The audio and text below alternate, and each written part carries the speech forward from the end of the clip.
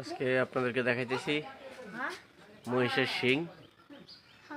দেখেন একটা ঘরের মধ্যে ঝোলায় রাখছে মহিষের শিং। এই যে ছোট ছোট বাচ্চারা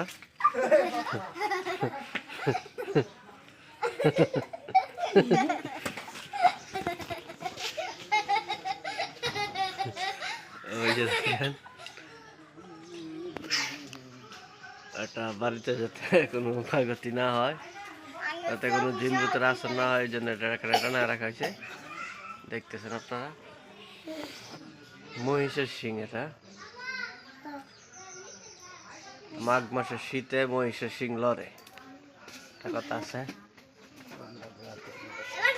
দেখতেছেন আপনারা